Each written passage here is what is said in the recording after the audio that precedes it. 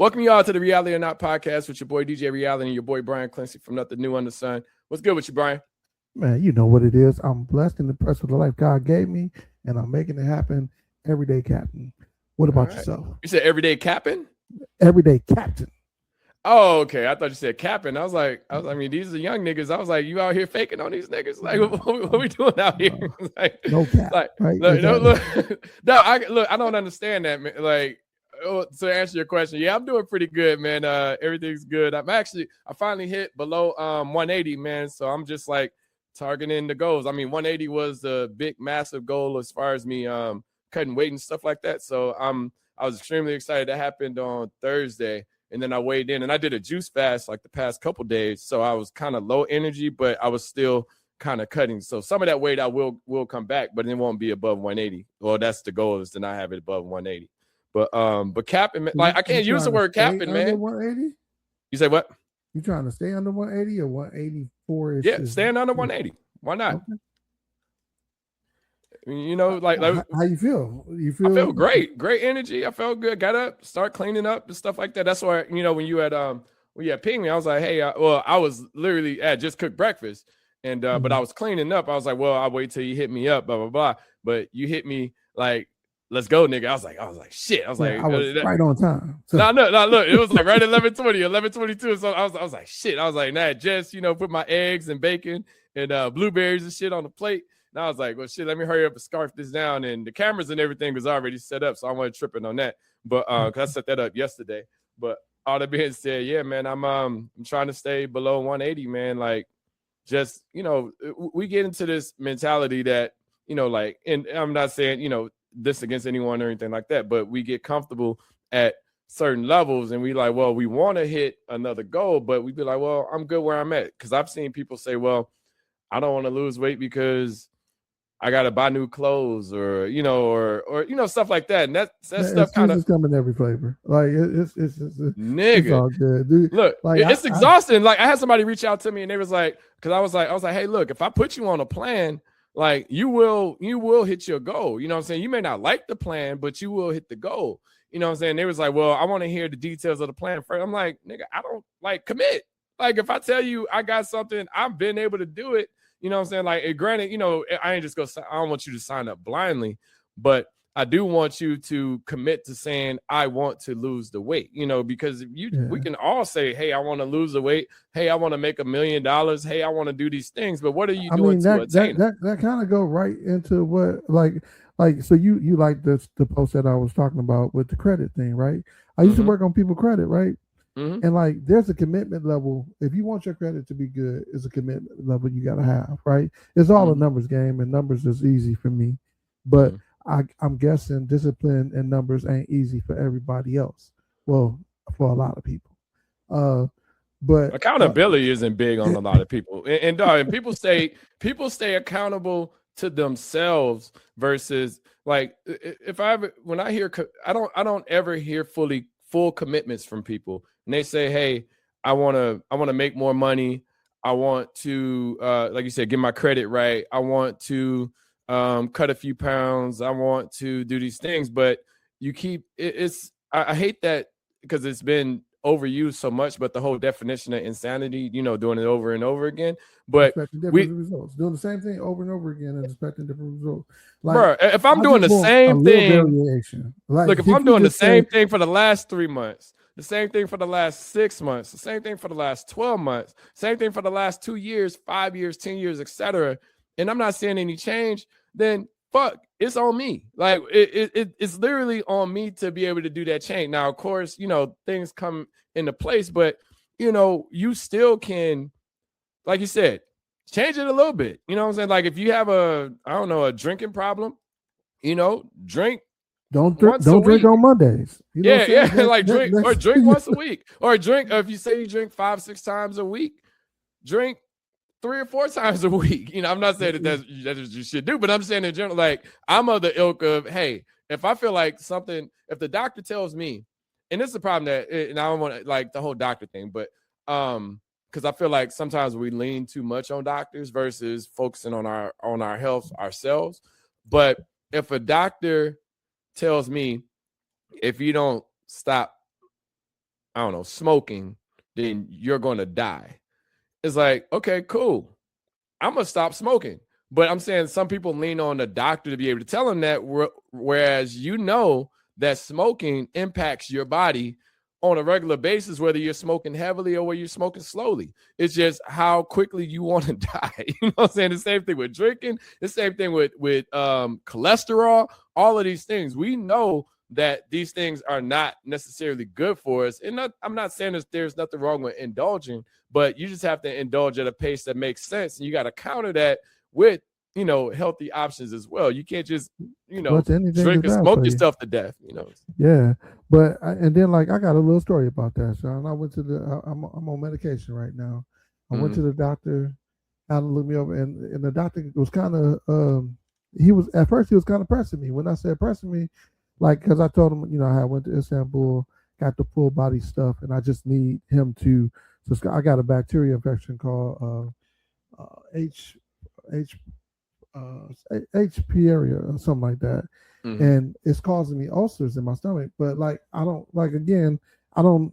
You be in pain so much, sometimes you just forget about it, and it just become your regular level of operation, right? So it didn't bother me, but I wanted to, since I knew about it, I'm gonna do something about it, right? But when my man said, when he was talking about it, he's like, yo, I had told him that I had stopped taking the medication that I had got from over there because I didn't see any results. And so he interpreted that as I didn't want to take medication. And I said, no, I didn't say I'm resistant to medication. I said I'm resistant to medication that doesn't work. So and it's all guesses. It's yeah, I will take medication as long as I put on my blood pressure, and I see that it changes. Now, what I can tell you is it changes when I have physical activity. It changes when I have sleep. It changes when I sleep better. It changes when I'm not under as much stress as I am right now, right? And I say that to say, like, I was just giving them the business. I was like, look, I take the pills for at least these 30 days, and then like we can count up in the 30 days. I can show you what my data say, and then we can go from there, right? And then he was like, okay, cool, I'm with that. Well, you know, I talked to you about my hand. I had I don't know if I broke something, injured, but I injured my hand. So he checking out my hand and stuff, and he was like, he did basically the same thing that I did, right? And he was like, well, I'll get you some x-rays. I'll order you some x-rays. And I was like, what's the point? He was like, to know if it's broken or anything, you know, we can go from there. And I was like, if it's broken, y'all don't cast it or do anything to it. It's just rest, right? Rice. I'm sorry. That's what the rice is. Rest, ice it, compress it, and elevate it, right? If I treat it like that, then I don't really need. Damn, nigga. I thought you was gonna say rice and beans. Is like I've never heard that. Okay, keep going, my man. I never heard that. You never heard rice? Yeah, never. So he was like, "Oh, dang, you're right." Because when I broke my foot, they ordered X-rays and they didn't do nothing about it. I was like, "Yeah." So like, my point is, I'm not more money out your pocket. Yeah, I'm not wasting money or energy for no reason at all. You know what I'm saying? And so he understood. He told me if it didn't get better, and then you come back and get it checked out. It's not. Well, he put the X-ray order in. He said like he'll give it to Monday if it's still, and this was a Tuesday, that the next Monday. So if it's still bothering me, he said, you know, go ahead and get the X-ray. But if it's not bothering you, the swelling is going down. You see the swelling. He felt the swelling going down too. He said then we go from there.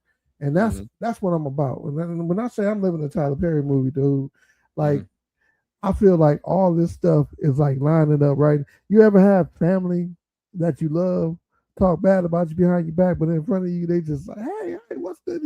I don't fuck with them, and I really have a hard time. I have a hard because I say I'm not anything I say.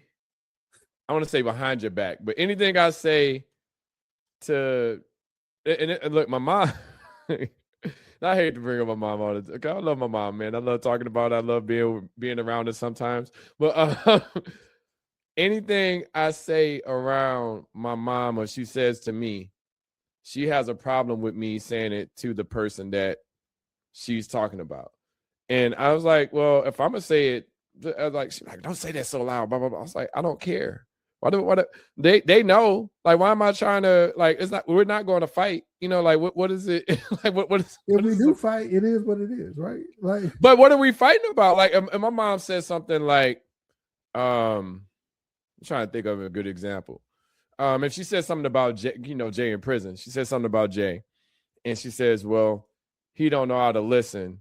But Jay does listen, but I'm just saying as an example. She said he doesn't know how to listen and all that. I mean, you got to preface that, because nigga in prison, so he didn't listen to something. But it's like, and she said something to that point. I'm gonna tell that nigga like, yo, you don't pay attention to niggas. Like people are trying to, point you in the right direction.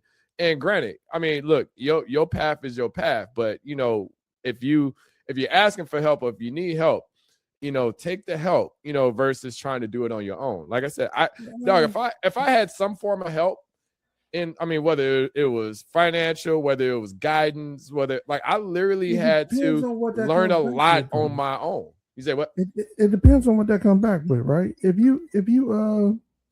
you ask for help and I'm gonna get charged for it later, you know what I'm saying? Like I'm gonna just get like a short. I ain't even gonna put who it is, right? Say your auntie sold. Call them out, nigga. Right? No, because out. Fuck them. Shit. But listen, this is the thing. This is what we just talking about. I'm okay with calling you out on the fuck shit because like that's the thing. Like I'm not going to say anything that's like criminal, anything about but at the same time, like fuck it, shit. Like I mean, because the thing is, they know you talking about them anyway, and then they go talk about you behind your back, and then go say this shit to your face. Man, fuck that shit. And that's the thing. And I like Shantae, this week I lost the interview because of this podcast. But I was like, really? Fuck, hell yeah. So I get what happened? Man, do I need to edit better? No, man, it is what it is. Do I need to make it available to all people? Basically, so the lead developer came back, did a Google search on me. I think it was between my because I'm the CEO of my stuff on LinkedIn, and I don't know if he felt like that was a bit like I might be jumping in to try to control stuff or whatever, or I might be his competition. But she said like, "Do you have a podcast?" And I said, "I'm on a couple podcasts." And she was like, "Oh, okay," because I think some of it was due to like the podcast. And I was like, "Hey, did they hear me say like?" We don't say nothing crazy on here. I mean, I might say something on the crazy end, but but it's all in jest. I think I asked a question about. I think it was something. I think it was a short where I was not talking about. I forgot what it was, but it's a short that come up and they like, oh, that guy. But in the grand scheme of things, let me know. I'm a scour. I'll filter. Ain't no sense of scrubbing it. Like, because here's the thing, Sean. I'm what life gives you. You either take it and your feelings hurt about it, or you take it and it be motivation. I'm a Michael Jordan, this bitch. You know what I'm saying? Like, no, but that's some bullshit, though. I don't like that. Don't even want to talk to me because you seen something online and didn't ask me about it.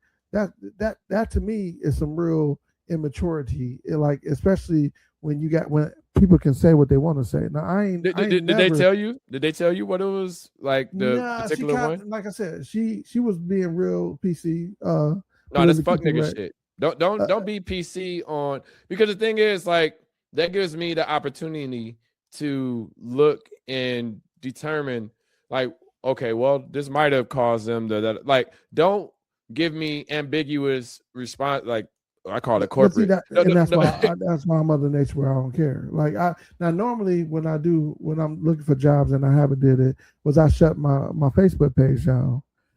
So I shut my Facebook page down. And I like my LinkedIn, I might put my title back to developer or whatever, but I haven't did either yet. So like maybe I need to do that because you can't keep doing the same thing, expecting different results.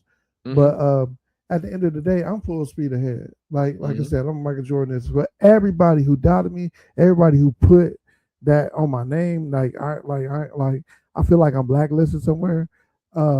It is what it is. Let's go. Like, so I'm gonna take I'm gonna take what's mine. You see what's behind me? That's what I'm working on right now. I got the website done. Y'all go to if y'all really want to support me, y'all go to jbs.com, jbscoffee.com, and sign up for updates. Those numbers help me get people really knowing that people want coffee in Muskegon. And then like we doing something big. It's not just a coffee shop. It's a movement. So nah, man, that's some fuck shit, nigga. I ain't happy about that. But no, because like I said, it's just it could have been my podcast. I mean, it could have been nothing new. I mean, but that's the thing. Like you I feel like sometimes, like even within the podcast, right, while we're talking, it's not. I can't think of too much that we would say.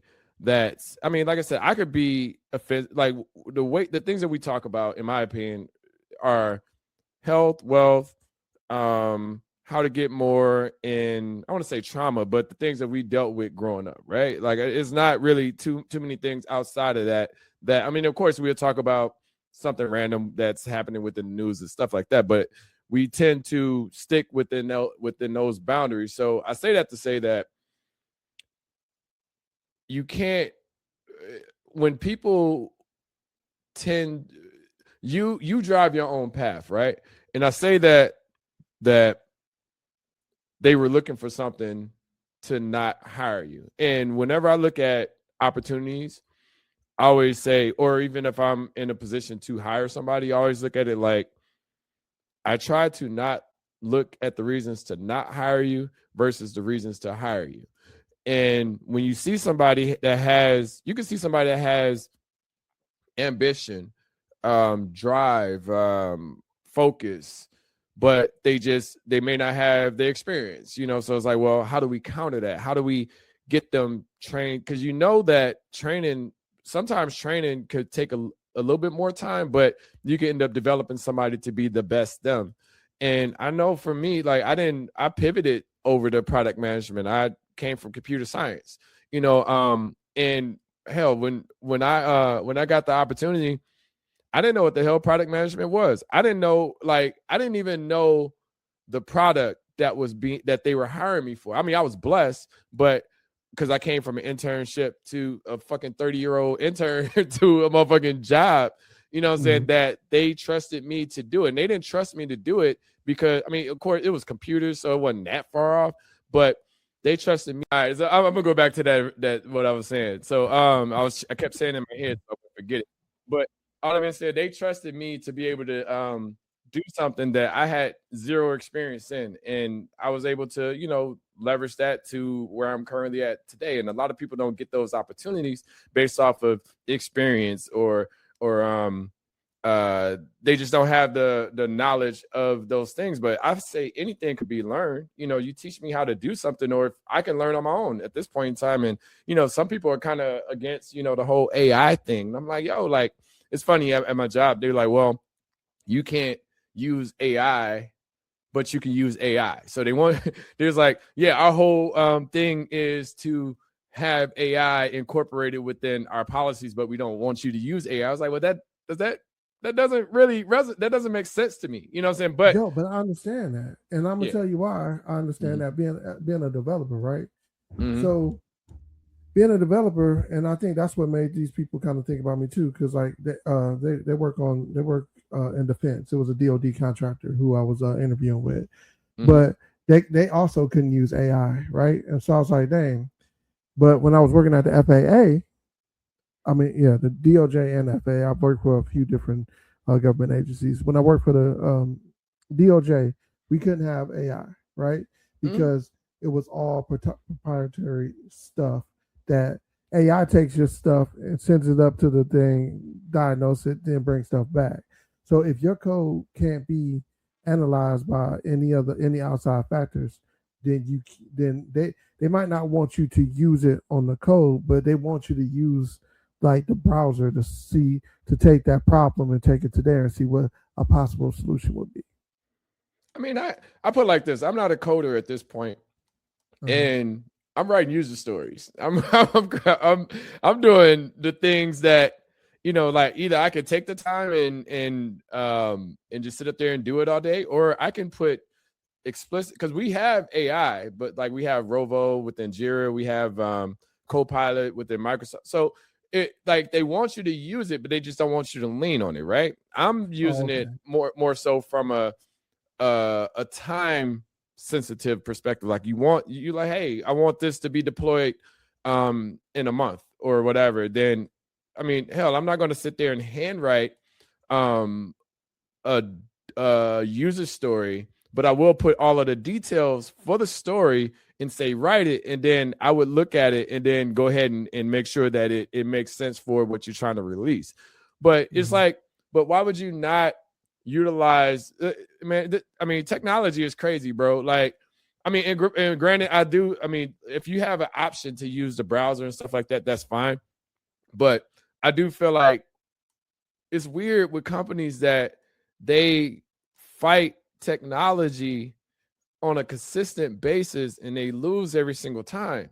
Like you can't beat evolution. Like you can't beat evolution within life. You can't beat like evolution within corporate. It's just what it is. Like it's inevitable. Like it's you cut the head off, then 3 grow back type of mentality. Like you can't really. I remember when MP3s. I remember Napster, right? And I remember I was on what was it? Merck. And I was like, hey, what's a good, because you know you had to do a lot to be able to figure out how, like this is 98, but you had to do a lot back then to be able to figure out how to get MP3s. And I remember I was in a chat and somebody was like, yeah, you should check out this thing called Napster. And I was like, okay, now let me look it up. Like Napster was my best friend, bro. Like, and it's funny too because I was still a fan of the music enough to still go and buy. I was still buying CDs, but mind you, this was at a time where I was starting to DJ more and I was starting to get there. And then, but I easily transitioned into the whole digital side as far as, you know, from a DJ perspective, because, you know, vinyl was starting to go away and, you know, Serato and Final Scratch came around. And then getting newer music faster was the biggest thing, because people would have music and they'd be like, yo, you got it? And you're like, they don't have it. I could just look, I was DJing last night and somebody was like, hey, you got this, blah, blah, blah. I was like, no, but I can get it, you know, and it just, I'm saying from where we're at now for where we were, you know, fighting to get back then. I still remember the night Napster closed, you know what I'm saying? I remember they were like, Napster's going to shut down at like 2 a.m., blah, blah, blah. And I remember everybody in the dorms and all this stuff was still like trying to hurry up and download music fast. But you look at what happened with Napster, right? They tried to, what do you call it? I want to say monetize it, but they tried to, well, I guess monetize is the word. Try to monetize it. But it was, Napster took the downfall for everything that came around.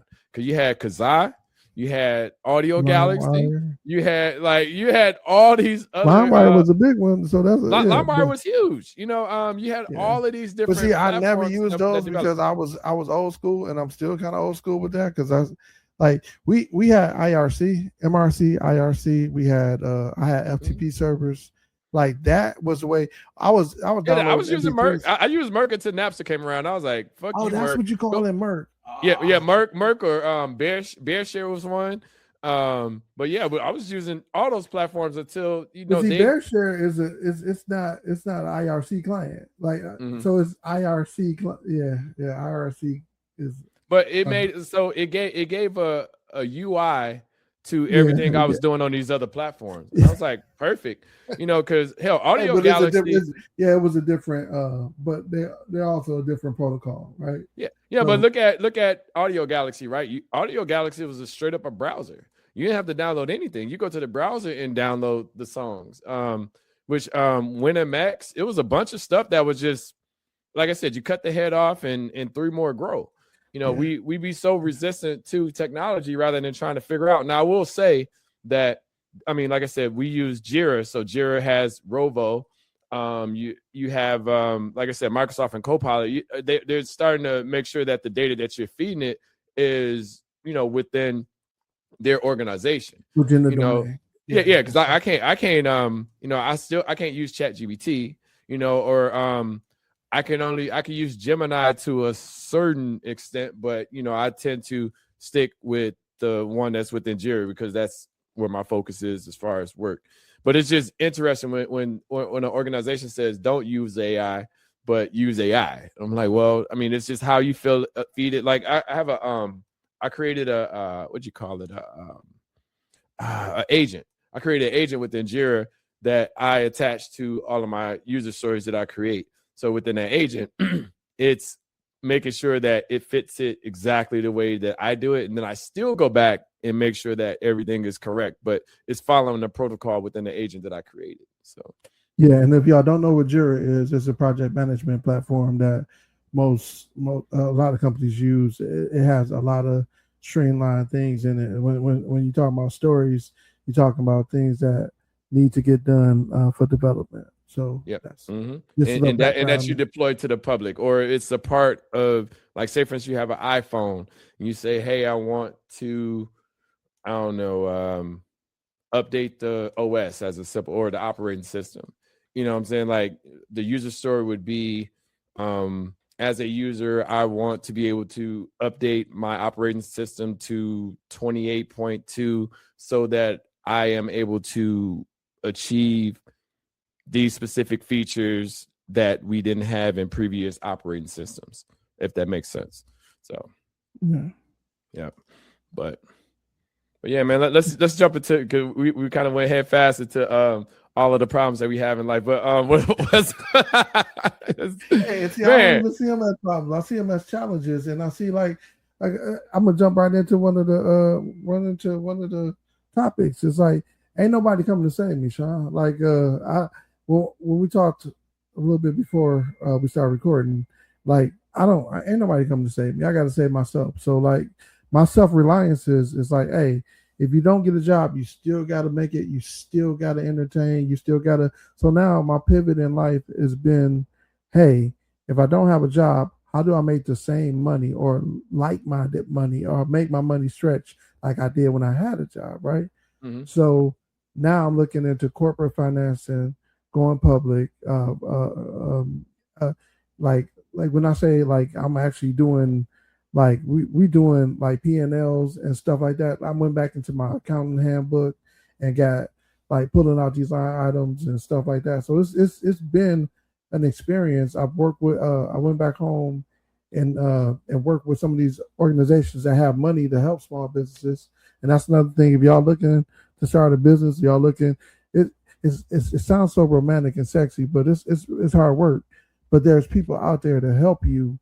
And when I say help you, I'm saying they've set this process in motion before. So it's not like, hey, I got to go and find something different. It's just that you have to be disciplined enough, like you were talking about earlier, self-reliant. If you want to make the change, you got to say, hey, I'm making a change, and do it. Versus like, if anybody comes to me and wants their credit fixed, I'm asking them, what did they do before they holler at me? Because I'm not wasting my time, my energy on my life, right? To go back to your point, it's like, if you're not self-reliant, then you at the mercy of everybody else, and it's nice that you can live like that. I cannot, bro. So let me ask this question. So when is it? This is on par with the topic. When does it become? Why? Okay, I'm trying to word it correctly because I was going to say self-preservation versus being selfish. What's the difference? And I say that as in, I know for self-preservation, you have to have a bit of selfishness to be able to maintain. I want to say selfishness. I think it's just you're trying to make, when you don't think, or when you don't focus on what you have, I feel like other people, like when you try to focus on other people's problems, or you're trying to focus on trying to help others versus trying to help yourself. And it could be leaned on that you're being selfish because you're focused on, I don't know, your career, you're focused on your business, etc. Like, when is it, like, how do you find a balance between? I'll give you an example exactly what you're talking about. So I'm gonna go just back to the example with credit repair. Like I used to fix people credit, and then I used to love the fact that I knew people with good credit. But then I started realizing that they would come back to me 2 or 3 years later and be like, "Oh, I need some help with this, and you helped me before." So like this, when I gave them principles of budgeting, principles of what they got to have in order to spend what they spend. So like my feelings was a little hurt, but I was like, they should never be returning to you. Like yeah, that's the whole idea of the whole idea of repair is it's like getting your car fixed. And then coming like they be like, well, this is the best muffler, and then and then you get that muffler or whatever, and then I don't know, and then in that example, like you end up putting another bad muffler on there, even though the muffler that you had is good, but yet you went back down that. You soaked your car in salt water. You know what I'm saying? So that's why you got. How did you get back in the salt water? You know what I'm saying? Like that's kind of how it is. And so I had to make the decision because it takes some energy, and you teaching people, so you have to take them step by. Because I just didn't repair credit and be like, oh, there you go. I used to be like, look, we hitting this up. This is your highest debt, depending on what you had. Like depending on what people had. Like it was a plan that we executed, right? Yeah. So you execute the plan, and I see you at 650, 700.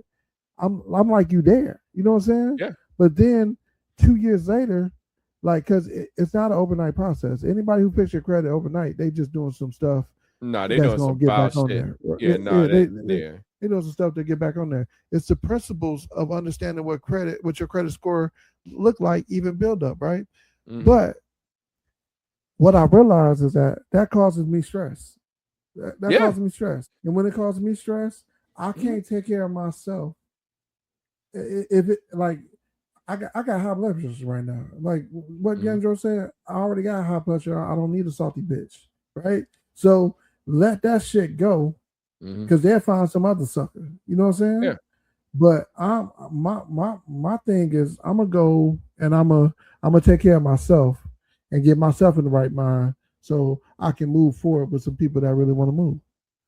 And you could call it selfish, or you can call it self-preservation. But if I don't if I don't put the mask on myself, then I'm gonna run out of oxygen on the same flight. You know what I'm saying? Now look at it like this, right? So that stress, that potential, or that developing the high blood pressure impacts everything that you're doing for yourself. So sometimes you have to remove those things to be able to, I don't know, at least lower the blood pressure, or be able to help you get to, because if you don't, then nigga, you go die. It's like, nigga, I don't have the energy to stress myself out over things that don't need to be stressed out. You know what I'm saying? I was talking to someone the other day, and they kind of just start going off about nothing. I was like, it's funny. I was like, okay, this is where it spirals out. So I'm just going to remove myself from the conversation. They was like, what? I was like, I'm out. Like, I'm out of I can't solve problems that you're creating in your head. I just don't have it. Like, I'm out. Like, it's just agree to disagree, because I don't have the energy. It's like it's selfish in a sense, but I'm okay with being called selfish at this point in time in life. Like, hey, look, you got to protect yourself. Oh, go, my bad. I'm sorry. You only got so many summers up. So like talking on the phone is a hard thing for me, right? Because like I got so much to do. I don't want to sit around and talk on the phone, especially if you want me to concentrate on the conversation, or with the stuff that I'm doing, I really can't do and talk at the same time. Yeah. So, I have some people that used to call me just to want to talk. Now I had to cut them off. I was like, look, I can't do it. We ain't talking about nothing. Like, or else you get upset because I'm talking about a problem that you said you had, but you don't want to address it. So yeah, F it. You know what I'm saying? I'm okay with the conversation if like I don't like if we're talking business, or we're just like understanding like what like I don't like it's an introduction, then yeah. But outside of that, bro, I have a 30-minute limit. And even on that 30-minute limit, it's like it's weird. Like, say for instance, certain people, right? I talk to you and I call you just on the humble, and it could be we can end up talking an hour, we can end up talking 2 hours. But even still, from those conversations, I'm gaining something. I feel like you're gaining something, even if we're just passing off the conversation. Like, but I won't stop you from doing whatever you got to do. I'll be in the background. Like one time I was talking to you, and I damn near cleaned up the whole upstairs. Like, like I had my AirPods in, and I'm just cleaning, blah blah blah. You know what I'm saying? I'll talk to Eddie. That's why I wanted to do the podcast with Eddie, because every time I talk to Eddie, it ends up being a 3, 4, 5 hour conversation. You know what I'm saying? So that's literally what I was like, well, no, well, shoot, the stuff we talking about, like everybody, you know, not that everybody cares about it, but it's good. That is good dialogue for people to hear.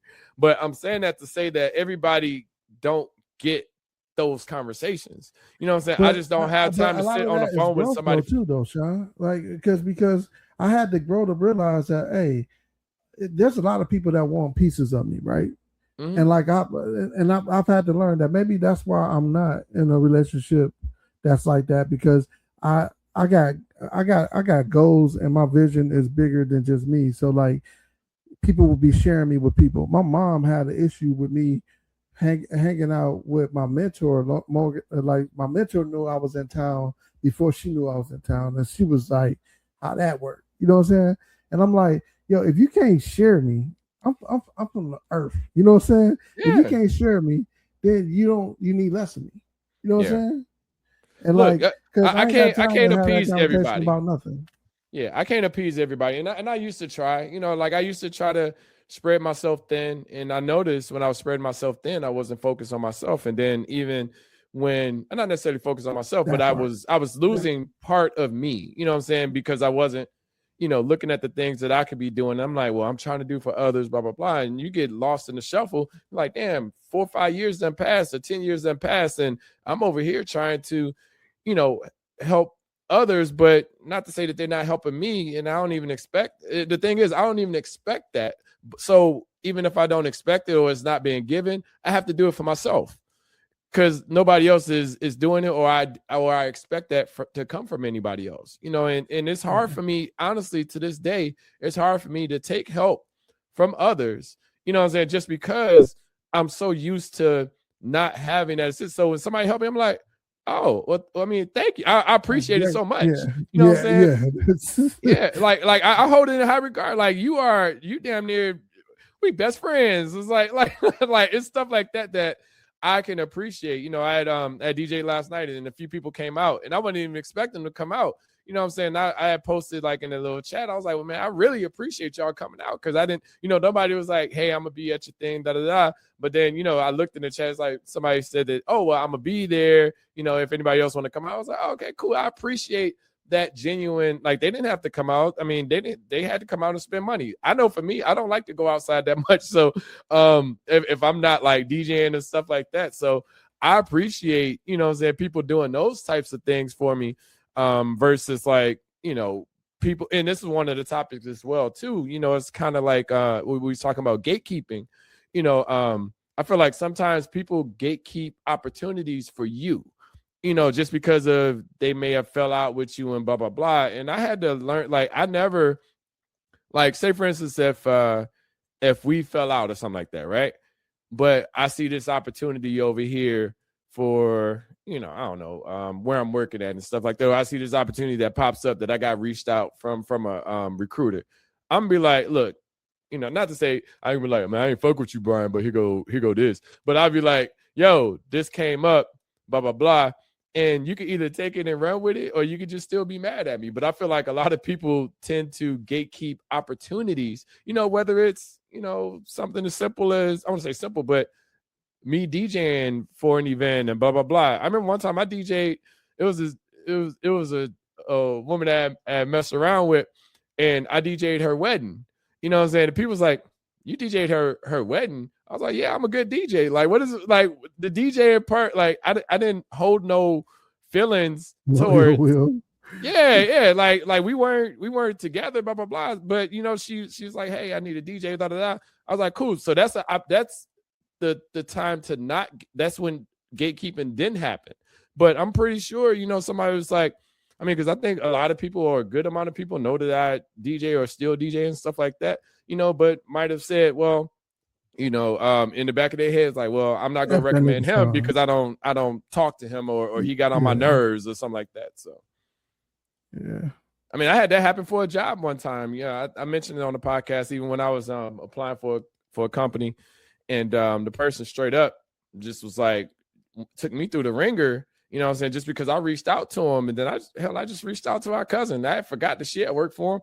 You know, I reached out to our cousin, and then I reached out to one of my guys I went to school with.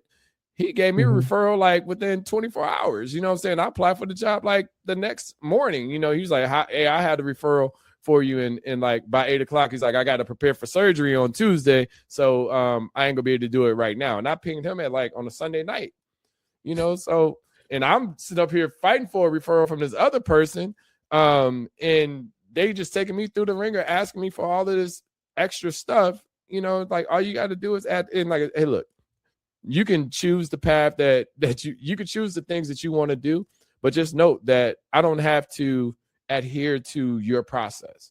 And a lot of people get lost in the sauce, or I want to say in that situation, but I think sometimes, like my mom gets butthurt if I don't take her advice, but my mom offers unsolicited advice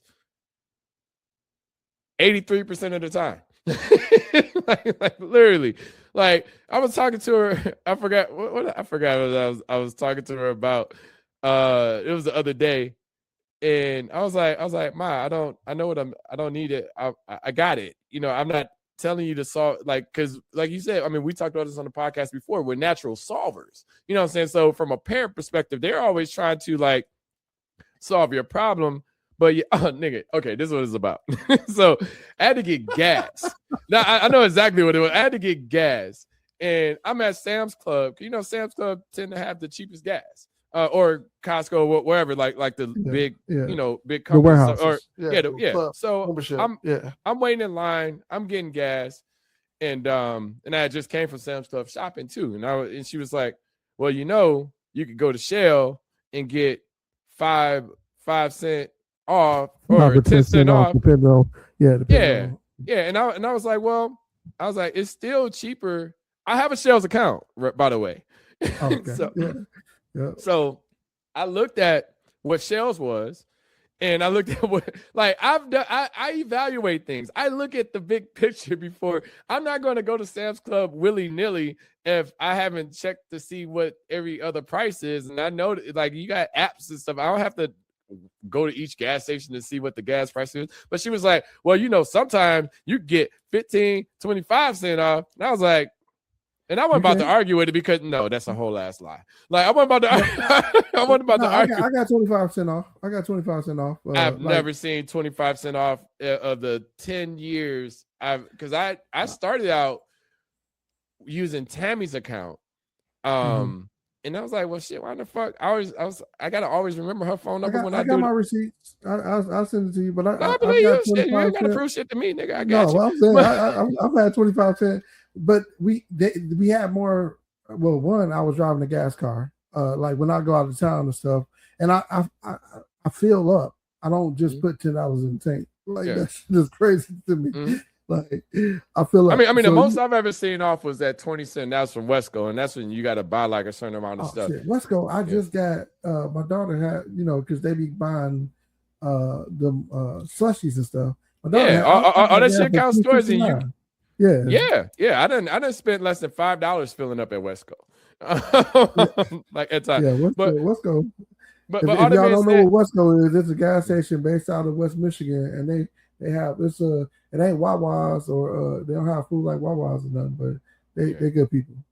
Yeah, no, but all in the grand scheme of things, it's like I don't need your help figuring out how to get gas. I don't care. I don't even care. Like if I can get the discount, that's cool. But when my gas tank is on E, I don't care. I'm not going to drive looking around for a Shell. Like I gotta get gas. I'm at Sam's Club. I'm gonna get gas and I'm gonna get on the highway and I'm gonna head home. I'm gonna take I already got my groceries in the car, so I'm gonna go home and do what I got to do.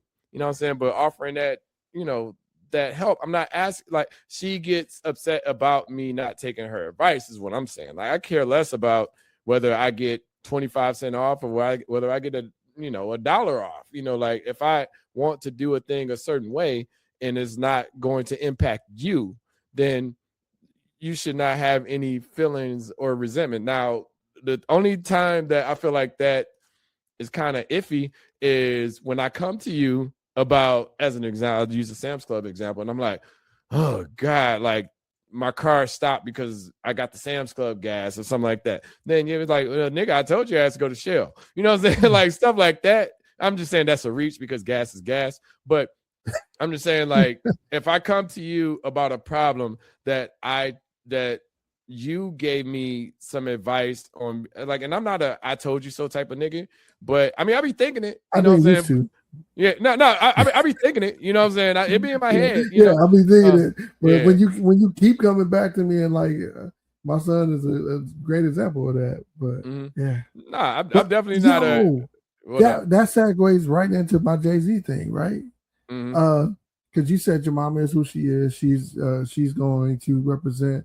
Now, Jay-Z, he had the concert at the Yankee at the whatchamacallit, and he addressed Yankee Stadium, right? And he addressed the Target thing because he had to deal with Target. And I even think about the NFL thing, right? Like, do you trust Jay-Z in a room representing for us? Let me just ask you that one first. I don't trust nobody to speak for me, but I feel like I will say for Jay is one of them individuals that, whether it's NFL, whether it's any branding, I was watching this Memphis Bleak interview. It was like yesterday or the day before. And he was saying, no, well, not that one. He was talking on where this other guy was kind of going at Jay-Z about the Target thing. And he was just like, Jay has shown a lot of people how to do things the right way. You know what I'm saying? Rather than doing them, the drugs way and stuff like that. Like, I forgot the line that he said. He said, I told you about the drugs so you didn't have to go and do that. You know what I'm saying? Like, he was saying, more so like, this is the game, move away from that, because I can't speak for him, but that's what I got. That's what I interpreted from the line that, I'm not trying to teach you how to sell drugs. I'm trying to show you how to go around and be able to be better as a person without having to go through that process. He had to go through that process in his mind. But to answer your question, if you think about that line on 444 when he said he trying to give you game for for $9.99. Yeah, trying to give you $1 million worth of game for $9.99, and but to answer your question, I like you say in a NFL room, I trust him. I mean, even the whole Kaepernick thing. I mean, he was the one that brought that to the table, even though Kaepernick chose a different route to handle it. You know what I'm saying? Like, I feel like he was genuine in trying to do it. I feel like he was. He's bringing more of our more diverse strategies when it comes to the Super Bowl. I mean, I feel like he's like, even the whole Target thing is stupid because, I mean, everybody, I feel like we pick and choose who we want to target. Because Kendrick had did it, J. Cole had did it, Drake didn't do it. Had Target exclusive releases or whatever. That was like a whole conversation as far as like everybody else that was doing it as well. But I hate to be that person that just be like, well, because they did it. I don't care. Like, I mean, Target, am I for against Target? I feel, are we for against Amazon? You know what I'm saying? Like, I think we pick and choose the ones that are convenient to be able to avoid. Like, you tell me, hey, boycott Amazon for whatever. I'm like, 2-day free shipping. stuff like that, that we pick and choose on the fight that we want to have. Like, I mean, for one, let's unpack that, right? Picking and choosing the fight. First, I'm gonna go back. So Jay-Z being in the room, right? Do you think he is representing for the culture or mostly representing for him, or is it one and the same? You know, what I would hope he's doing, because like I said, I can't speak for him. I would hope that he's speaking for the culture, and I think that he does. But a lot of people tend to look at Jay-Z, and it's weird because it's like I told you, we pick and choose, right? You say Jay-Z, you say Nas as an example, right? We don't ever question, what I'm saying, other artists, but we question Jay because he probably has the biggest light on him. You know what I'm saying? So it's just interesting when we debate what someone is or isn't doing. I know for me, I will fight for our people as much as I can, but God damn it, some of y'all niggas get on my fucking nerves that I question on fighting for.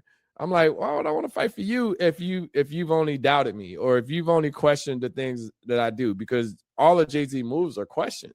You know what I'm saying? So it's like, if he's in the NFL room or if he's not in the NFL room, there's still going to be questions about, what he's doing within his career. But he's a public figure, so I can't really, Yeah. I just, okay, so I'm gonna give you my take on it.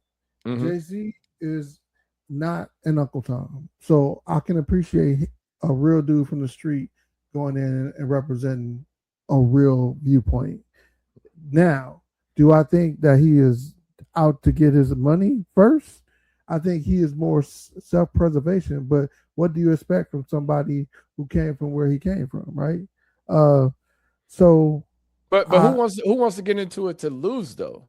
Like of course, look, what I'm saying is, like, and I'm not I think that's I'm saying that's an automatic, like, I would expect him to want to get some value out of it on his behalf, just because, like, you don't want to, like, the Kaepernick situation as an example, that was the opportunity for him to lose.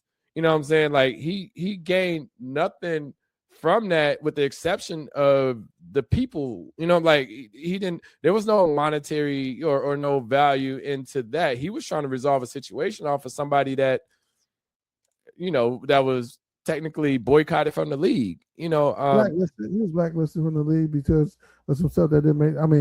Yeah, he was blacklisted. So let me ask you this question. Let me ask you this question with that. And this is where I'm like, not that I get why he was blacklisted, right? Do you want to bring more of a problem to your organization than a benefit? And I say that from an NFL perspective, that if you hire a backup quarterback at this point in time, you hire a backup quarterback that's bringing all of this attention, media-wise, and they're not even like the focus of the team. Is that something that it's like hiring a potential issue? Like, would you do that within your organization? You remember my man? You remember my man, Johnny Manziel? Oh, you can't see me, but you remember Johnny Manziel? Dude never really played football. Never played professional football, but was getting paid. Like, they got him because of the mockery that he was. You know what I'm saying? Like the hype is hype, whatever. But I think they could have did it and been the hero in the situation too. You know what I'm saying? Like, hey, dude, cool with me, so I'm gonna give him an opportunity. But it's when you work somebody, like, so my thing is when but Johnny Manziel was a Heisman.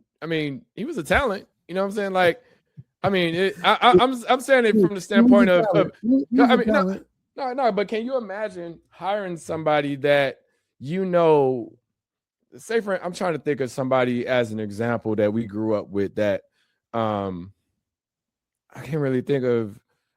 So I'll give another example, right? You say, what's his name? Mahmoud Abdul Rauf, right? when he stood up, when he was Chris Jackson and he changed his name, right? Yeah. But when he, did the I'm not standing for the flag and stuff like that, right? He, in my opinion, Chris Jackson or Mahmoud Abdul-Rauf at this point was one of the best players, like not even just best shooters or anything like that, one of the best players in the league.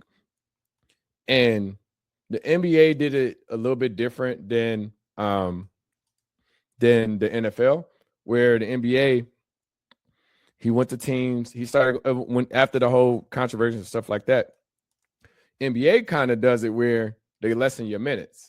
They lessen your visibility. Yeah. Because I mean, you think about it, there are NBA players that have the talent or could be, in the NBA now that they're not. Like, it's all about marketability and it's fit. Yeah, like if you look at Ben Wallace on the Chicago Bulls or the Cleveland Cavaliers, he's not the same Ben Wallace as he was with Detroit. Yeah. And granted, like, in hindsight, he should have stayed his ass. I mean, even though it was $12 million difference, he should have stayed his ass in Detroit because, like you said, I mean, man, we got that $65 million for 4 years for Chicago. I was like, I mean, more power to him, but it really depends on the team that you're on and the visibility that you get. I mean, you look at what's his name, Damian Lillard. You know what I'm saying? Him going to Milwaukee. Damn near, I want to say it had him out. I mean, because he was still hooping, but he didn't have the visibility that he had on him in Portland. Now he's like, he had the full year to recover. He still got to figure out how to be able to get that back, but it's gone. You look at LeBron. I mean, we talk about that. Like, LeBron is trying to figure out where he's going to go. You know what I'm saying? I feel like he's trying to do it from a business perspective and then from a visibility perspective. It's like, well, if you go to Cleveland, I mean, we had talked about this in the text, but you go to Cleveland, it's the Cleveland boy comes home, blah, blah, blah. You do it at Golden State, you're chasing the chip. You do it to Philly, you're chasing the chip. You do it to Miami, you're chasing the chip. You do it to Minnesota, you're going to play and have fun with Ant and Melo. So it's just, but it's like, but why would you, like, from a perspective, like business perspective, why would you go to Minnesota if Minnesota isn't like as large of a market as a Miami or New York? And honestly, if New York would have won the championship this year, he'd have went there. But I think he liked the biggest stage. I think LeBron likes the biggest stage to be on the biggest stage. But I think it gives a thing to say you're the winning piece to be able to get the championship. They got the championship, so now it looks like he's ring chasing. So New York is not even an option, But so is he ring chasing or that's my problem. I think he doesn't care. I mean, because he earned it. You know what I'm saying? His career's solid. I mean, like, look, that nigga walked away from $49 or $48 million. Like, that nigga can do whatever the hell he wants. I mean, of course he's gonna be able to figure it out on the back end, but nigga, money is money. Like, he could have literally just stayed with LA and made them have to trade him. You know what I'm saying? So it's that's $49 million. Like, nigga, there's no way in hell I would walk away from $49 million. I would sit on LA Lakers bench. I think, and I'm gonna be honest with you, I think the best place you should have went was Denver. I think that would have been Denver's considered too. I mean, but I think they got the place for him, they got the position for him to be able to do that, So and you can have Jamal Murray just play like a true shooting guard because that's technically what he is, but he plays the point, Yeah, so I think that would be because he could take games off because I think realistically LeBron plays 60 games, 50 games this year, he'll be ready for the playoffs and he could be that piece that take you over the top, right? Anywhere he goes, he could take. I don't think so. I don't think like even in Miami. He's gonna have to play. He's gonna have to play 70 games for them to be in the top 4. Yeah, I think having them as it would have been nice if they could have figured out how to keep Tyler Hero. Because I really like Tyler Hero, but it is what it is. I mean, you had to be back home in Milwaukee now. Man. Look, you had to give him up for Giannis. I mean, I'm never like it's not too many pieces that I would not give Giannis up for, or I would not give up to get Giannis. So I mean, but Giannis got to prove himself because he got his. We didn't change that. Now I'm sorry. I'm gonna go back. Jay-Z being in the room. I understand that. No, nigga, we on this NBA shit, nigga. Talk about motherfucking Giannis. But wait, no, I know we over time, so finish the Jay-Z shit. I'm gonna tell you, Mr. Stephen A. Smith. I'm gonna tell you. I'm gonna tell you. If LeBron was in the room, I would feel better than Jay-Z. I'm gonna just be like I think LeBron and when you say a benefit for the person, I'm not like Jay-Z making money that's cool. I don't think you should extend yourself and not make some money.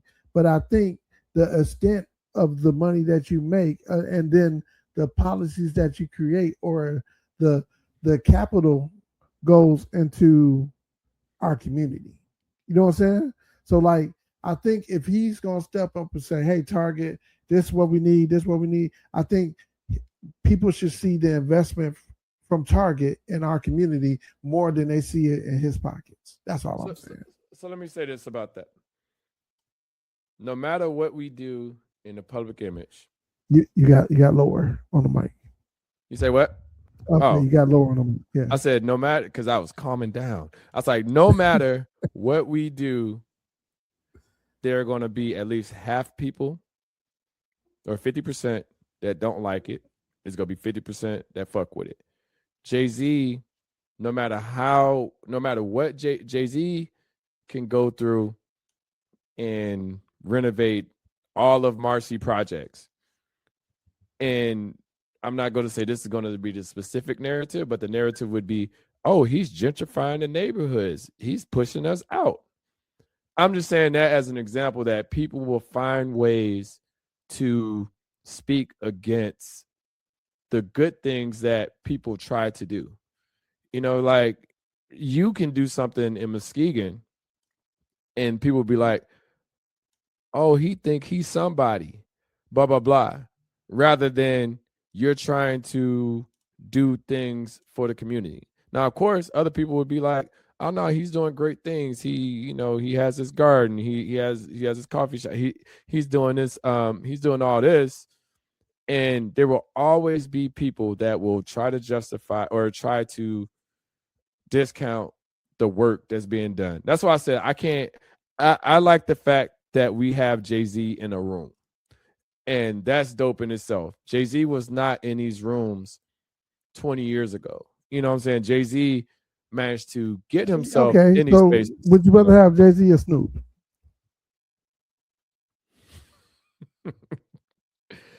Jay-Z. Whoa, word? Okay. Would you rather have Jay-Z than LeBron? I almost feel like they're one and the same, to be honest. I do feel like LeBron, I mean, because the thing is like, well, why? The question always ends up happening within our community. We always ask why? Why is LeBron doing this? Why is LeBron not what the question right now is why isn't LeBron signed to a team? You know what I'm saying? It's like, damn, like, I mean, hell, Adam Silver even came out, was it yesterday, saying LeBron needs to hurry up and make a decision because we need to plan our NBA games. Schedules. We need to plan our schedules. Yeah. No, you plan your schedule based off of the schedule. Like LeBron has earned his right. That's exactly why I want him in the room. This dude knows how to leverage everything. You look at his contract. You look at how he lined up his contract to maximize. The last 2 years, he maximized the hell out of it, right? Yeah. Opting in was his first time ever opting in with the player option, right? So, like, you get to see, not to say that Jay-Z don't do his thing. I feel like LeBron learned that partially from Jay-Z, though. That's what I'm saying. Like, I feel like Jay-Z kind of gave us the opportunity, or not to gave us the opportunity, but gave us visibility of, hey, I don't need your typical record contract. This is what I want. Hey, I don't have to go with Nike. I could go with Puma. Hey, I can do these types of things to leverage my celebrity to create my own shoe through Reebok. Like, it's things like that we don't necessarily acknowledge just because it's Jay-Z. But Jay-Z has done a lot for the culture that we don't, because it's Jay-Z. You know, I'm saying Jay-Z has done a lot for the culture, but he did better than everybody, right? He did it first, right? I feel like Master P taught us a lot as far as the independent game. I mean, right? you sent the video, right? You sent the video to the group chat. Yeah, right? no, but I'm saying like that Master P was more so within the music industry versus, I mean, of course he was able to, get his shoe deal and stuff like that. But I mean, you talk about shoe deal, you talk about entertainment, you talk about everything. Like Jay-Z has his hands on a lot of things. I mean, Jay-Z's in the NFL rooms. Jay-Z, like he's partnering with things that, hey, if Master P started the trend and Jay-Z just took it and ran with it. Like the things that Jay is doing, from a entrepreneur. I mean, Jay-Z shouldn't be in these rooms. I mean, if you think about it, like what says Jay-Z should be the president of Puma, or Jay-Z should be the president of NFL? I forgot, entertainment, whatever they call it, or the Super Bowl shit. Like it's nothing that says Jay-Z as a former drug dealer, that he should be within his rooms. But back, I mean, because we kind of skated over that. But Snoop, nigga, I don't. Snoop is. I feel like Snoop is our George Clinton. Snoop will continue to be visible within the public. Rooms that Snoop has gotten commercialized to where he had the Olympics. He had Snoop can get in rooms, right? That I would have never thought. But I want to before we talk about Snoop, LeBron. We got to LeBron team. Like he hooked his team up before he knew Jay-Z, right? So I feel like his team, he had a plan before he even made it to the NFL. I mean, NBA. Yeah. I mean, but he used Jay-Z as a lot of advisement early within his career. He said that himself. Yeah, I can see that. I can see LeBron saying, "Hey, this is what I got. How you think I can do that?" But he already had when somebody put their people on. I look at Jay-Z people, right, and the people that rock with Jay-Z, I don't really see them making moves like you see LeBron team. I don't know. I mean, you got Tata, you got what Tata doing? Tata works for Jay. What doing what? I don't know. I don't know what that nigga job is, but that's what I'm telling you. I don't worry about what other niggas is doing. I'm just saying Tata is doing this thing. Biggs is doing this thing. They're all working. What's his name? His boy that got out of prison. He put him right on or whatever. He's doing branding for the Rockefeller team or from the Rock Nation team. So it's just like I don't need to. I know the only person that can say they're not really doing that, and he's a fucking asshole, is Dame Dash. He's the one that pushes against Jay-Z. You know what I'm saying? And it's just kind of like everybody else. You don't hear any grumblings to say, well, hip hop or Kiambo or whatever. He's not they all working still within the space. It's just weird. Say for instance, all of the Dame Dash rhetoric. It's bro, what? You could have literally been on stage with hell, Kanye. Look at Kanye. Kanye fucked up. Kanye calling Jay-Z kids retarded, and then people's like, well, why won't he let Jay-Z? Why won't Jay-Z let him on stage? Because he called my kids retarded. Yeah, I would he's like, yeah, I can't do that. Yeah, and not to mention that his kid, I think one of the kids, one of the kids are supposed to be on the spectrum, so it's even worse.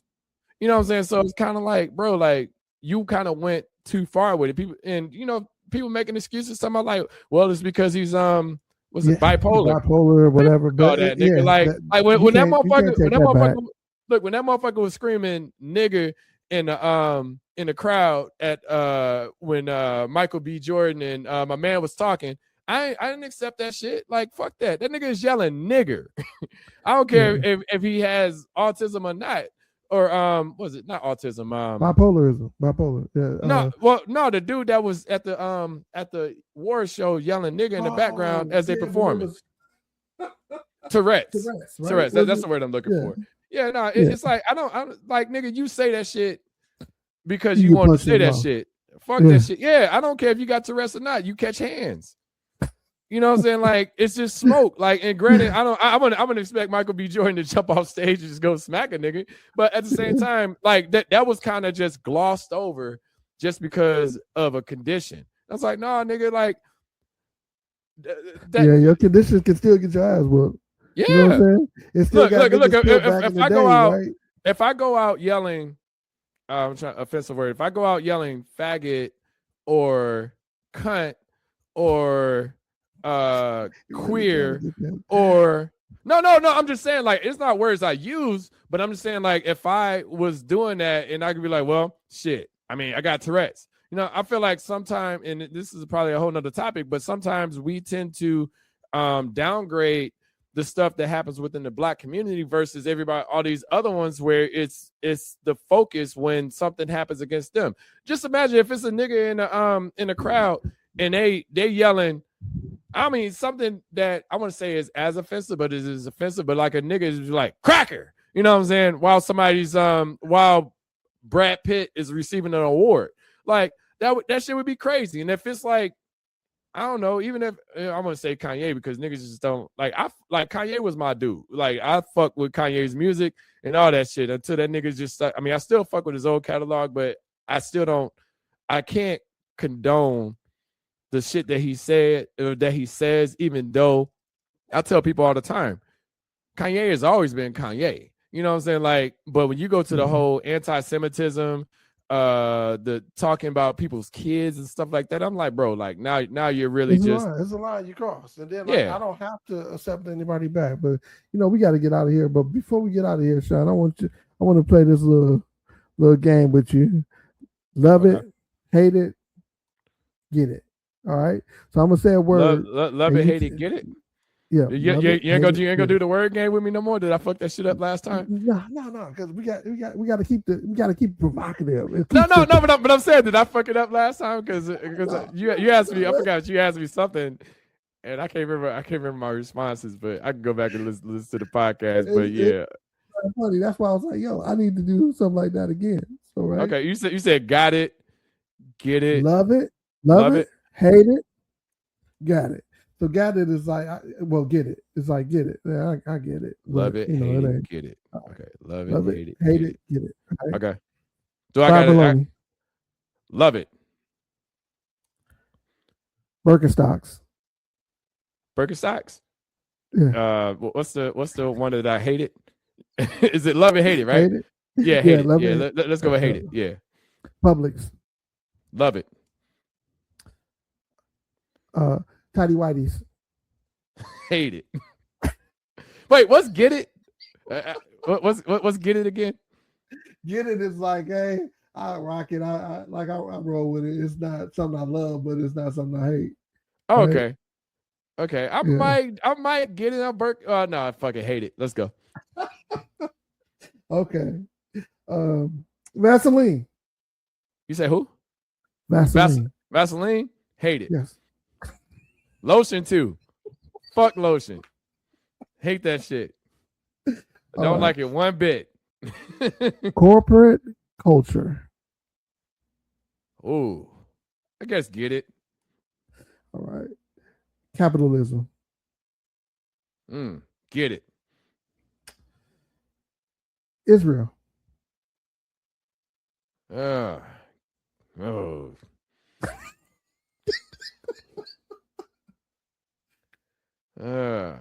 Pass. I need Zionistic is Israel. I need more details before Zionistic Israel. What do you think about that one? I don't even know what that is. Hate it. Zionistic? Yeah, well, I don't. Okay. All right. Yeah, I'm gonna pass on that one. Which one do you remember? Birkenstocks. Why do you remember Birkenstocks? And fried bologna. Fried bologna, it was a first, right? So like I will still eat some fried bologna. I love it. Do you cut it? Do you cut the 3? So you said, do I cut it? Yeah, you know how you use it. Well, you talking about that big ass log? No, I'm talking about the bologna, and you know how bubble in the middle. So to hold up, so you take those little slits. No, I like it to rise. I don't do that shit. I like to actually rise, and then on the other side, when I flip it, I like push it down, so then like it gets a nice little chard in the middle. So then like I got the chard on the outside on one side, and I got it like kind of charred in the middle on the other side. Right. The Birkenstock stuck out. I don't know, because I mean, I be fucking with shoes, but I remember Birkenstocks was like a thing, but it wasn't my thing. So like I said, I wasn't totally against it. I was gonna say get it, but I would say I hated it just because it was just kind of, I don't know, everywhere and shit. Like niggas would wear Birkenstocks with socks and shit, like with thick socks, and I thought that shit was weird, So yeah, they make like a I ain't gonna say a tennis shoe, but they make an athletic shoe too. I've never seen an athletic. I've never seen a Birkenstock. I've never seen a non-stereotypical Birkenstock. Hey, that's why I had to come with something that's a little off the wall, because I was like, yo, if you say anything like regular Birkenstocks, like they got a culture to them that you be like, yo.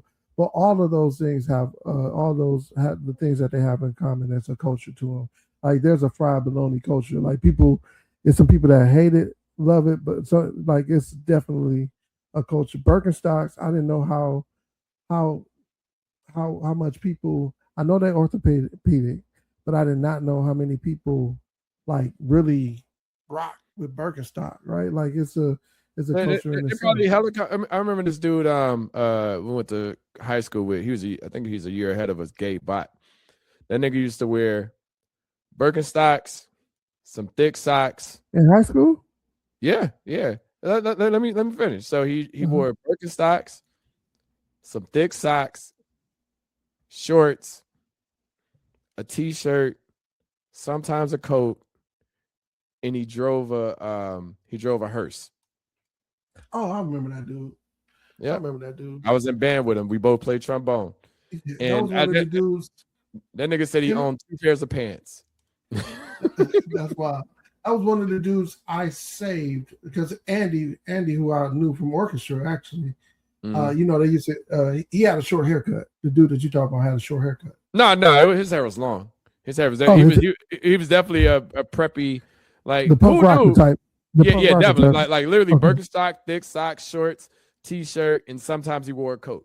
And I'm talking about we was outside marching in like all through marching band, and that was his.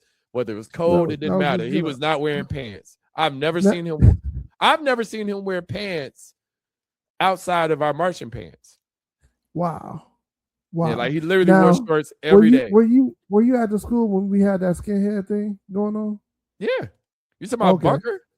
No, I'm talking about at the high school when people. Are you talking about when they came up there? So like him and Andrew used to hang around each other. And like, because Andrew was a year ahead of us. He was 94 or whatever. And, after all that stuff had happened, all the black people was going after any skinhead looking dude. Now, Andrew, he was a swimmer. So he used to keep his hair cut like real low or whatever. Andrew, who? I had to go. It was him and the dude that drove the hearse. I never remember. No, I'm talking about who is Andrew. Like, what's his last? Do you know his last name, or I don't know who Andrew is? I forgot his last name, but he played the bass. He was a cool ass white dude. Okay. Dang, I don't remember his last name. So I see Andrew. He and the dude with the hearse.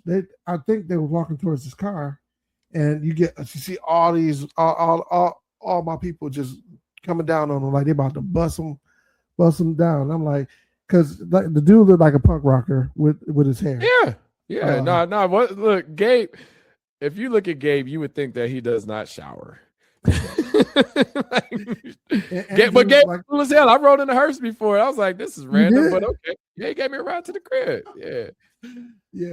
But Andrew, like I said, he was a swimmer, so he had the low haircut, and like I think he had like the one long curl or something that was in there. So ran up to him, was like, yo, these my people, they good. They go to Muskegon, they here, they good. They're not skinheads. Like the skinheads is in the front of the school. You know what I'm saying? Like they was riding down because they was throwing stuff and stuff like that. It was crazy, but I was all for it. It was good when you start like. Shit, I remember we was about to get into it at Bunker. Shit, that shit was crazy. When we got that when we had to walk home from the dance. Yeah. That was crazy. Yeah. See, that's what I tell people all the time. Like people don't know you're the one who started KWC, right? No, Rafiq.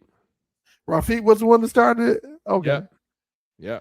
Yeah. So, yeah. but look at it like I still remember that night. It was just a crazy night that, like you said, we was leaving the dance, and something happened. I don't know what happened with the bus. For some reason, we weren't able to get a bus ride. Like we couldn't got in a fight on the bus. We got in a fight. I think Robert.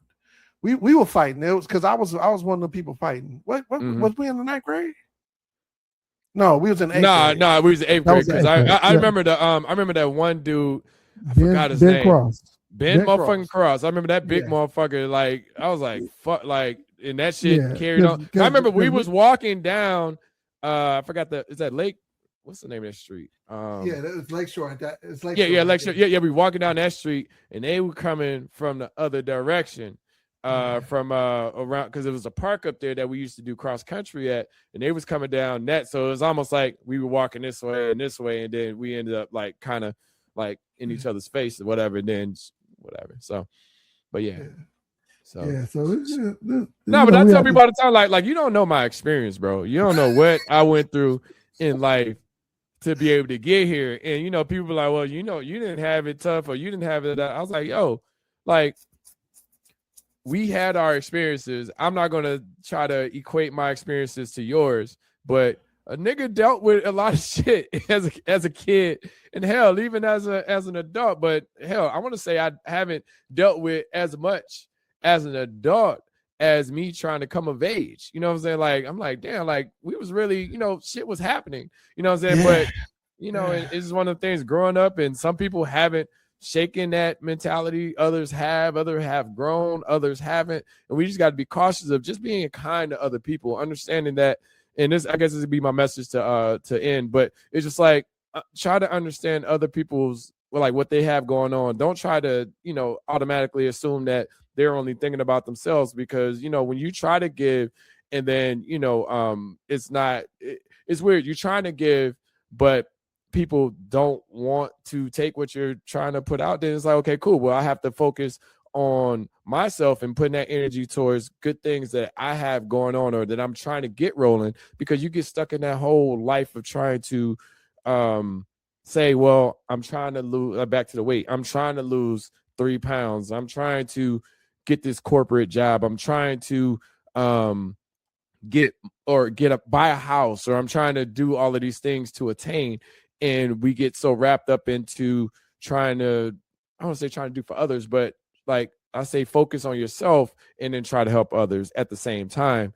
And if what trying to help others at the same time impacts what you're trying to do, then fuck it. Let that shit go and go ahead and focus on yourself. And if that's taken as selfish, then it is what it is. So what about you? What's your last words? Yeah, my last words is going to be a take on what you started with.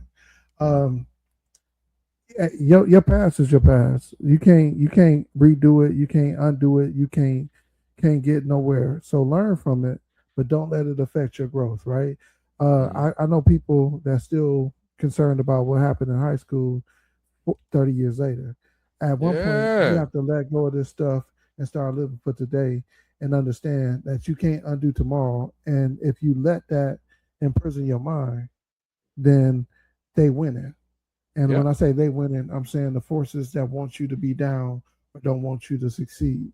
You have to become you have to become what you want to be, right? Yeah. So if you want to be an entrepreneur, if you want to be somebody who can live in multiple cities or have multiple houses, or if you want find out how it works and get there. And nobody's coming to save you. Nobody's going to do it for you. It's going to be hard, and leave your past behind and concentrate on the present and future, but still keep the lessons from behind. See, I like that. See, one thing I want to, expound on your entrepreneurship, and you mentioned this before or earlier within the podcast. It's like, yo, you can't do it by yourself. Like, that's one of them. Like, we get into this whole Detroit versus everybody or Muskegon versus everybody mentality. It's like, yes, you can do and push for yourself, but if you're trying to entrepreneur, like, you're creating a business. Like, you're creating a business to be able to make money, which means that if you have a business, somebody has to take part within your business for you to make money. You can't just make money by yourself. Like you have to have, like if you have a product or if you have something that you're creating or an idea, then those ideas have to be able to be taken from or taken by others and accepted for you to be successful. If you're just creating some type of business and nobody it's just like me, starting out DJing. Like I can't DJ if I ain't got no parties if I ain't got no people to DJ for. You know what I'm saying? Like I could DJ all I want in my crib and I won't make no money. You know what I'm saying? But at the same time, if I have a following or a place to go, or you got to have people that believe in you to say that guy can handle the party, or that guy can come up with this plan, or that guy can do this to be able to be successful. Just know that entrepreneurship isn't just about starting a business. It's about starting a business to be successful, to work with other people. So that's all I got to say. I don't know if you want to add on to that, Brian. If it don't make dollars, don't make sense. And like, again, check me out, jbscoffee.com. Sign up for the updates. We're going to be launching a bunch of stuff. And the whole thing of it is to get an education with your coffee too. So like all our drinks are, all our specialty drinks are named after African-American in history and living history and now, right? So check out the website. Let me know what you're thinking. I still got to get a Native American and a Mexican American. Yeah, diversify that shit. Celebrate. Yeah, and if you ask, put George Washington in that bitch. Nah, I was just fuck with you. Got enough. You got a lot of streets. You got a lot of streets named after him, right? Yeah, he good. Nah, fuck George Washington, nigga. That nigga had slaves. Fuck that nigga. Anyways, make sure he was like 250 years, man. We make all these excuses about like none of like the shit that we learned in the history. I was like, yeah, these niggas had slaves though. We was 3/5 of them niggas at one point in time. You know what I'm saying? But all that was an upgrade. See, that's what people don't understand. We was fucking animals before, nigga. Like niggas was treating us like motherfucking mongoose and motherfucking bears in this bitch. Like nigga. Worse than horses. At least horses, they knew where they was getting them from, right? Like they had better records for horses than they did for slaves. Mm-hmm. Dental records for horses, and they couldn't identify certain slaves. That's wild. Mm-hmm. But anyway, make sure y'all like, subscribe. On the high note, we here. You know what I'm saying? On the high note, we fought. We made it. I mean, we still struggle to be able to get that visibility. As I said, I feel like we on the bottom of the totem pole as far as respect. You can disrespect us as much as possible in the public, and we don't get that much love. Whereas other I want to say organizations, but other groups get mentioned, and then it used to be a Twitter frenzy or people getting canceled and stuff like that. I'm seeing too many people get canceled for saying nigga. You know what I'm saying? It was just the one nigga Kramer that caught smoke. Like everybody else, like shit, I ain't seen no like shit. Even that dude that was on the well, he doesn't say nigga, but the dude that was saying the racist jokes with Kevin Hart. You know what I'm saying? Like, oh, that's just what he do. It's like, man, fuck all that. Like, this shit is still racist or still prejudice. You know what I'm saying? Like, I can't wait to have an excuse to punch somebody in the mouth. I know they're gonna use if I ever run for office. Yeah, I'll punch somebody in the mouth. You let the president say so. And I am not a supporter of Donald Trump. That dude, maybe it's a hater because he keep winning shit. But like, I don't like the dude. So I feel you. Shit, I'm with you. Nah, it's just interesting that when we accept certain things, but then we let other things pass. And this goes to, as I said, with Amazon and Target. Like, we be cool with Amazon because them niggas get your shit there quicker. But you say Target, but shit, I ass got to drive 20, 25 minutes to get there. It's like, well, shit, I can cancel them. You know what I'm saying? But anyway, make sure you like, subscribe, leave a comment, and anything else you got to say, Brian? I don't got nothing to say before I start up another conversation. Yep, I'm ready because I'm ready to go, and I'm like, shit, I gotta get the hell out of here. I'm already running behind. So cool. All right, well, make sure if you push you off, then holla. Hey, give another plug for the coffee shop. jbscoffee.com. Check it out. Sign up for the updates. It helps me out a lot. I appreciate it. Doesn't cost you a penny. Cool. All right, y'all. Make sure you like, subscribe. Make sure you go to JBS Coffee. What's the URL again? jbscoffee.com. It's that simple. Okay, go to jbscoffee.com. When is the launch? The launch is around. We're still shooting for October, but it might be pushed back depending on this new permitting thing that they got. It's always something. So okay, cool. October. That's a goal, baby. Okay, cool. Well, we're gonna make it October. All right, y'all. Talk to you soon. Peace. Peace. Peace.